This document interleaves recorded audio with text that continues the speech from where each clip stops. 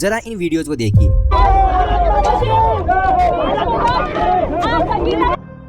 कपड़े फाड़े गए हैं और ये लड़ाई जो हमारी बेटियों की न्याय की लड़ाई, वतन मान सम्मान की लड़ाई है।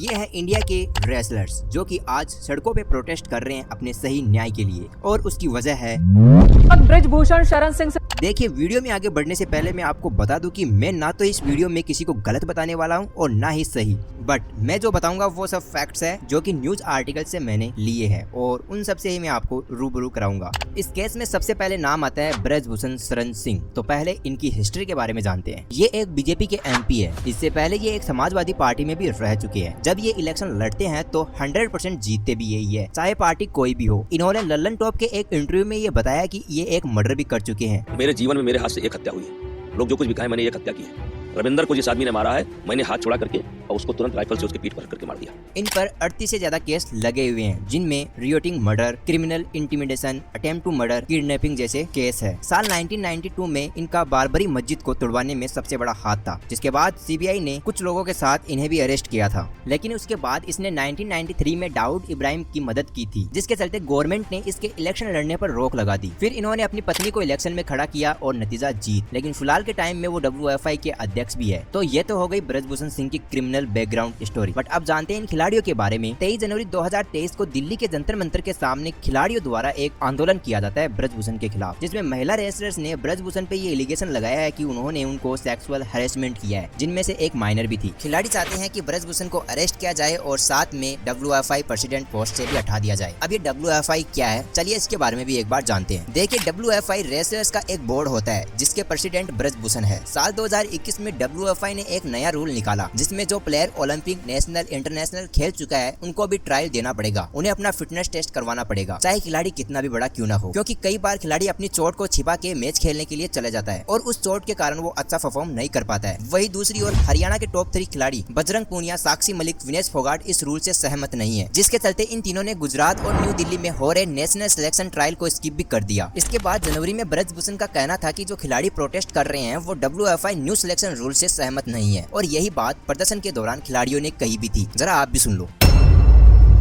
वो सब भी इन लोगों को जानकारी में दे करके बनाई गई। देश की कुश्ती के लिए जो प्रोसीजर होता है सबको फॉलो किया गया। अचानक उस पॉलिसी में था कि जो भी खिलाड़ी हो, कोई भी हो, नेशनल हो, इंटरनेशनल हो, ओलंपियन हो, उसको एक चैंपियनशिप लड़नी पड़ेगी।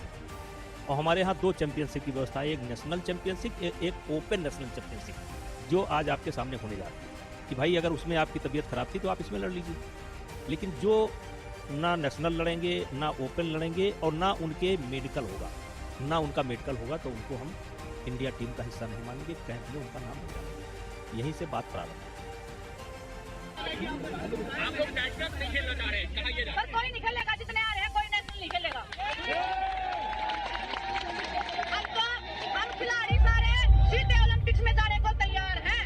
तो ये तो थी WFI की बात। अब वापस आते हैं जनवरी प्रोटेस्ट पे। जब इन रेसलर्स का प्रोटेस्ट शुरू हुआ तो अनुराग ठाकुर ने 6 मेंबर की एक टीम बनाई, जिसमें मेरी कॉम, बबीता फोगाट, योगेश्वर दत्त, साथ में 3 खिलाड़ी और भी थे, ताकि वो WFI प्रेसिडेंट के खिलाफ कोई एविडेंस दे सके। बट कुछ दिनों बाद रिपोर्ट को पब्लिश किया जाता है तो ब्रिजभूषण के खिलाफ एक भी मामला नहीं मिला, न ही किसी लड़की ने उनके खिलाफ कोई गवाही दी। अब आपको भी ये लगता होगा कि यहीं पर यह मामला शांत हो गया है, तो नहीं, कहानी का महासंग्राम तो शुरू होने वाला है। अब इस रिपोर्ट के सबमिट होने के बाद इसी 6 मेंबर की कमेटी में से एक बंदे ने कहा था कि जो रियल रिपोर्ट थी उनमें से इन लोगों ने गड़बड़ की है और रिपोर्ट को पूरी तरीके से पब्लिश नहीं किया है। इसी के बाद अप्रैल में वापस से प्रोटेस्ट शुरू होता है, जिसमें बजरंग पूनिया ने जोर देते हुए कहा कि अगर कमेटी का एक मेंबर इस बात को बोल रहा है तो जांच दोबारा होनी चाहिए। बट वो मेंबर कौन है इसके बारे में भी पता नहीं है। वही दूसरी ओर विनेश फोगाट और साक्षी मलिक ने इंडियन ओलंपिक एसोसिएशन को एक रिपोर्ट सबमिट की, जिसमें विनेश का कहना था कि 2015 के तुर्की में ब्रिजभूषण ने उनको गलत तरीके से टच किया, पर बाद में पता चला कि विनेश ने तो कॉम्पिटिशन में हिस्सा ही नहीं लिया। फिर उन्होंने कहा कि नहीं, वो 2015 की नहीं 2016 की मंगोलिया की बात थी। फिर साक्षी मलिक ने कहा कि ब्रिजभूषण ने 2015 में उन्हें हक किया, जिसमें वो कंफर्ट फील नहीं कर रही थी। लेकिन जब उनसे वो सारी पिक्चर मांगी गई तो वो प्रोवाइड ही नहीं करवा पाई। एक बार विनेश फोगाट को टोक्यो ओलंपिक में टेम्परेरी सस्पेंड भी कर दिया था, क्योंकि वो अपने साथी प्लेयर के साथ प्रैक्टिस से मना करती है। फिर उसके बाद मैच में विनेश फोगाट ने इंडियन टीम का ऑफिशियल स्पॉन्सर के कपड़े न पहनकर अपने पर्सनल स्पॉन्सर नाइकी के कपड़े पहनकर मैच को खेला, जिसके बाद इंडियन ओलंपिक एसोसिएशन ने फटकार लगाई WFI को,